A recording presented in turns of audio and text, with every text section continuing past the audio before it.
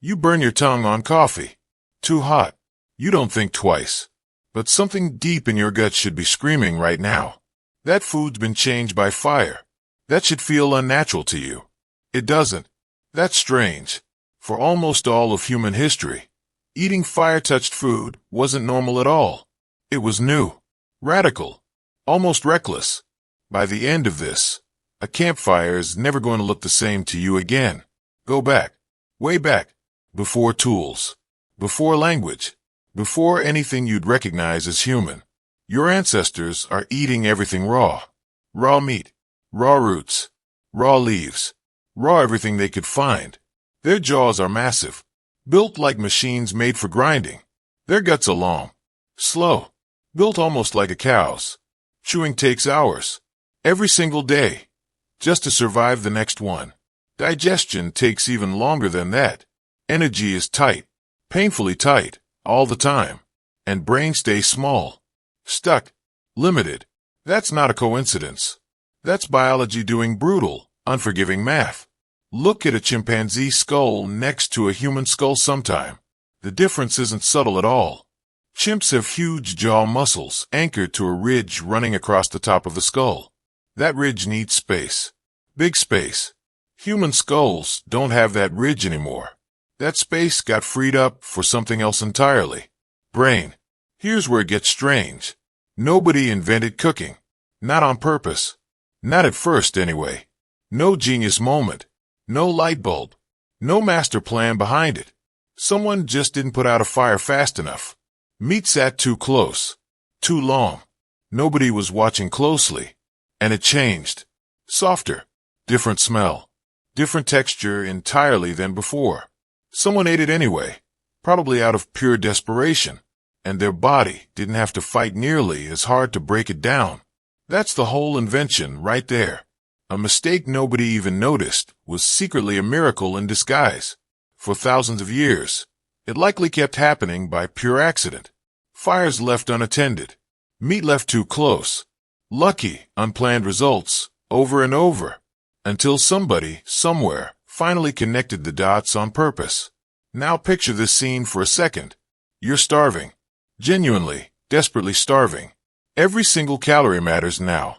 Your next meal might be your last one for days. You see meat sitting near a dying fire. Charred, strange, wrong-looking, by every single instinct you have left. You eat it anyway, because you have no other real choice. And you feel something completely new. Full, fast, easy, almost effortless. No stomach ache. No hours of relentless, exhausting chewing. Just energy. Clean and immediate, flooding back into you. That single feeling rewired everything that came after it. There's a study from Harvard, and what it found is genuinely unsettling. Cooked food gives your body dramatically more usable energy than raw food ever could. Same ingredients, same exact weight, totally different fuel entirely.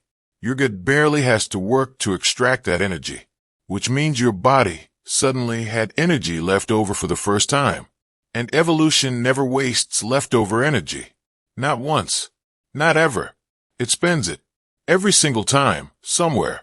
Here's the moment everything quietly shifts. That extra energy didn't just feed muscle. It fed something far hungrier than muscle ever was. Your brain. The human brain burns through energy unlike anything else found in nature. It's expensive, greedy, constantly demanding more fuel than you'd ever think possible. Raw food could never realistically keep up with that kind of demand. Cooked food finally could.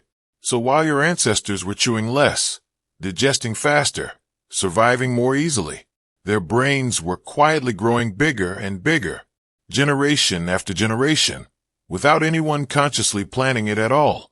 Not because they were trying hard to get smarter, because fire was accidentally paying the entire energy bill for intelligence itself. There's something else hiding in that Harvard research, something most people never hear about. Researchers actually tested this directly.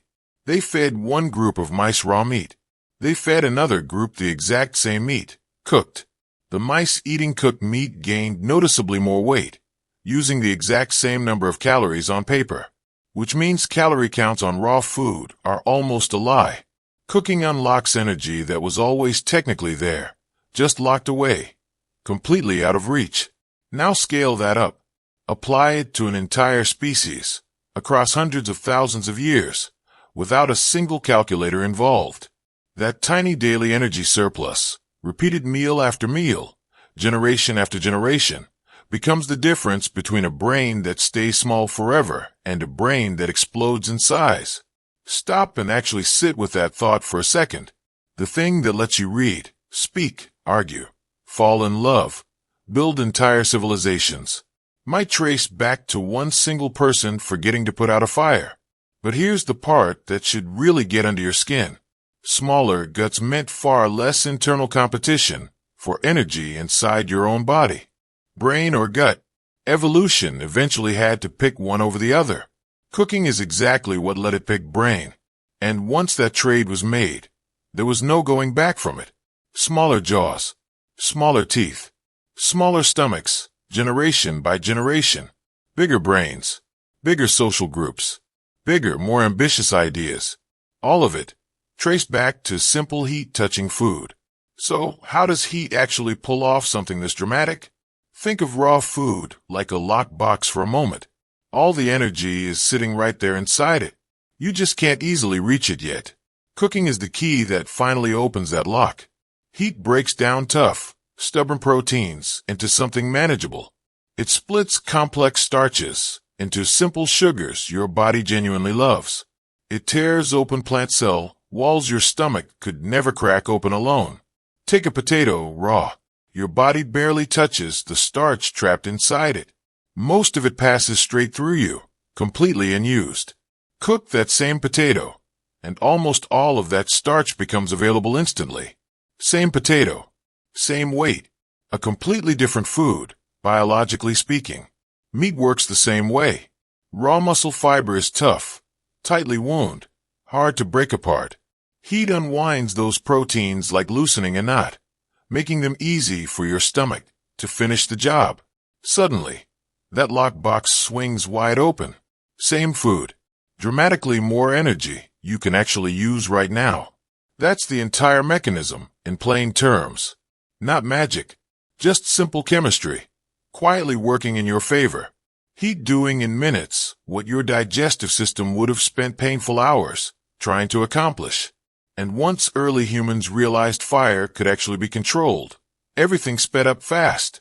Fire stopped being a lucky, random accident. It became a tool instead, then a daily ritual, repeated without fail, then a reason to sit together in one place, at the same time, every single day, which meant talking, sharing stories, slowly building real trust. The first dinner table wasn't a table at all.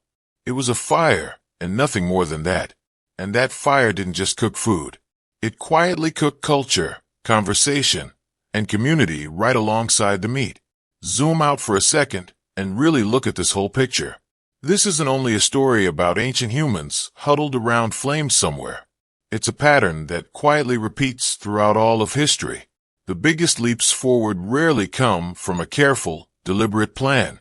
They come from an accident, noticed by someone who simply refused to look away from it. Cooking wasn't designed by anyone at all. It was discovered by mistake, then deliberately kept, refined, and carefully passed down. So that strange little habit from the very beginning, that tongue-burning, slightly reckless relationship you still have with hot food today, that's not some random flaw in your behavior. That's the living echo of the exact moment your ancestors traded raw survival for cooked intelligence. You're not just eating dinner tonight. You're quietly repeating the same ancient experiment that built your entire brain in the first place. Once you see it this way, you genuinely cannot unsee it again. Every single meal you eat is a small, controlled echo of the fire that made you human. Think about that the next time steam rises off your plate. That steam is older than language, older than agriculture, older than almost everything you'd call civilization.